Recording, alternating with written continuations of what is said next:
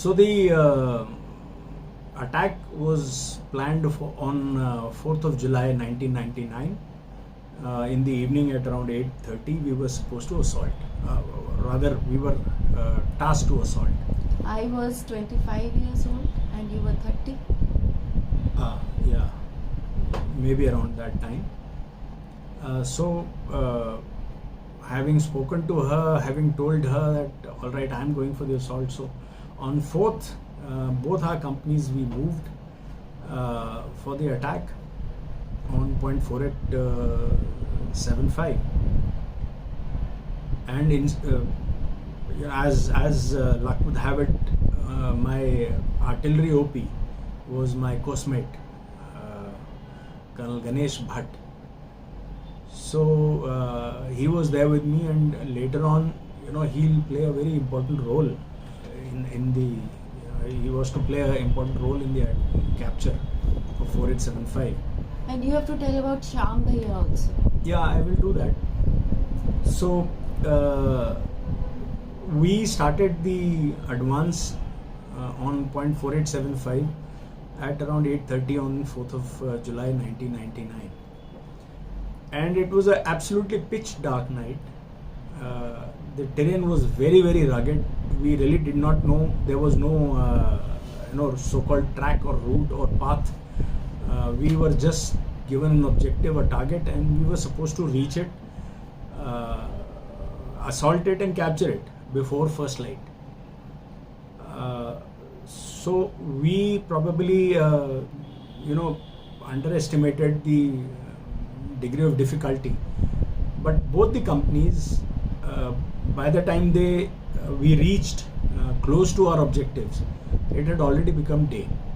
So the morning sun rays were already there, and the enemy was able to see us. And you were exposed.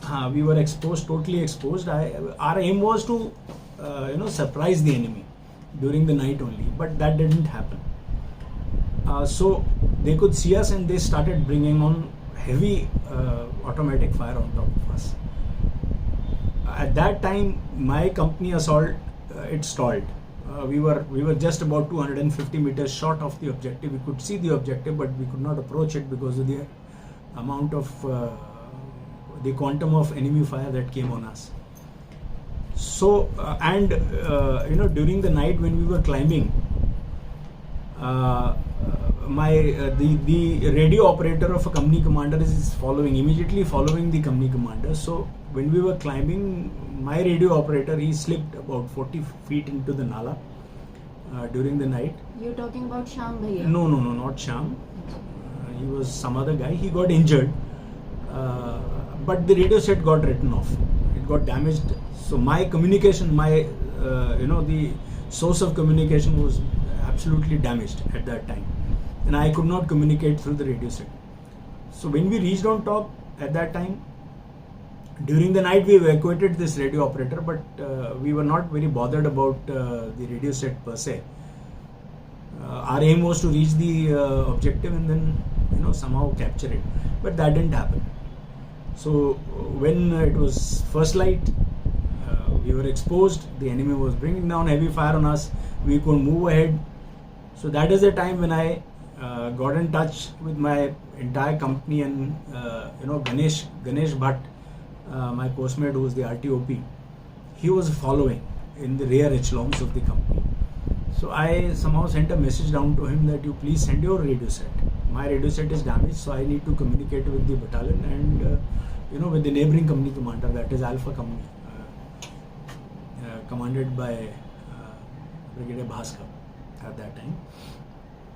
So we somehow managed to get the RTOP radio set on top, change the frequency, and then I was able to communicate with the Alpha Company commander, Major Bhaskar. So I spoke to him and I said, sir, this is the status, and I am unable to move ahead because I am coming, I'm under enemy fire from 3 different directions. So it was point 4875 top which was firing at me, the area flat top which we were supposed to capture was firing at me, and then there was a neighboring area, which is known as Pimple 2, which was the objective of 17 Jat at that time, which was also not captured by that time. That was firing on us. So we were drawing fire from 3 different directions, so we were not able to move ahead.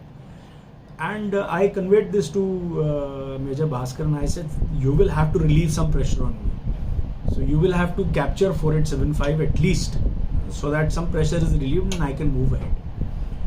So to my surprise, Major Bhaskar said that I am also coming under heavy fire, and I am also about 300 meters short of the objective. And Alpha Company had also suffered a fatal casualty at that time. So their move was also stalled. So in effect, on the first light, both the companies that were to assault 4875 feature, we got stalled and we got daylighted. And we were coming under heavy enemy fire. So Okay, wait here. हाँ, पता मैं कितना part कितना सी? that is there. You must have. All people or countrymen were praying at that time. I know. हर वेले I used to pray that you should come back home. Yeah, I know that. So when this communication was going on between myself and Major Bhaskar, that is a time it was on the radio net, so everybody was listening to it. So Colonel Joshi at that time, he came on air on the radio net and he asked me that, all right, my code name was Akbar, my radio code, and Major Bhaskar's radio code was Khalifa, and Joshi sir's radio code was Chanakya. So that recording is still existing. Who we has have that recording? That is in the unit. Okay. So when we were speaking, when myself, the Akbar and Khalifa, we were talking that this is the status. That is when Chanakya came in, and he asked me that, all right, Akbar, do you want me to bring down artillery fire on your objective so that you can proceed further? So I told him that no, that's not possible, because we are just 200 meters from the enemy objective, and if you bring down artillery fire, our own troops will get under. They might get hurt. They might get hurt. So then he said, all right, what to do? Shall I fire a faggot? So I said, yeah, please go ahead. He asked me which area should I fire a faggot missile. Faggot missile is an anti-tank guided missile, generally used, authorized to an infantry battalion. You are an instructor in anti-tank. Yes, course. I also you got. Told him. That's how you No, were sure. Colonel Joshi was also an instructor in the same course, and he was an experienced pilot of the ATGM, anti-tank guided missile. That at that time was the faggots. So he asked me, where do you want that faggot to be fired? So I just told him that the heavy fire that is coming on us is from Flat Top, which was my objective, my company objective. So I said, you fire at that. Sure enough, he himself took command of the the launcher, and he himself fired at the particular Sangar at area Flat Top, and it was a dead hit, absolutely bang on the middle of the Sangar, but nothing happened. Then we decided that let's fire another one. So he fired a second missile in the same spot, and it was again a bang on hit, and the fire from Flat Top Sangar stopped for some time. And that is the time when we decided that we must just go in for the assault. But this duration was very short-lived. When we started moving ahead towards the objective Flat Top, the enemy again started opening up with fire. They again opened fire From all three fronts.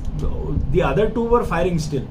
Flat Top had stopped momentarily, but then they also started firing again after some time, when they themselves would have reorganized themselves, and then they started firing with two universal machine guns, So 2 to what 3, is that? 2 to 3.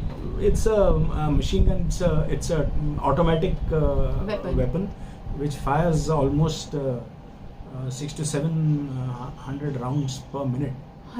6 to 700 Yes, rounds? 6 to 700 rounds per minute at that rate. So like movies, the bullets must be flying from here, there. Were you ducking your head? No, we like were Tom Cruise? we were no, not like Tom Cruise.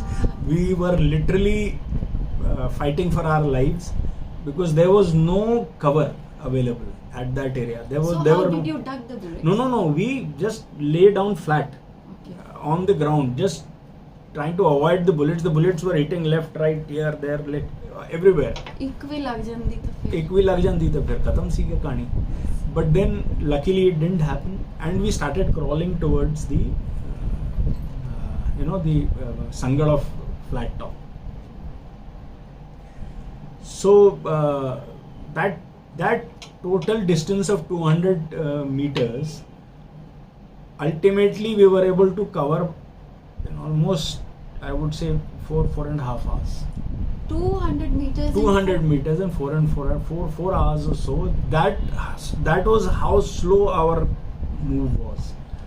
So any casualty? Now, so now about Shyam. So Shyam. We will continue in the next video.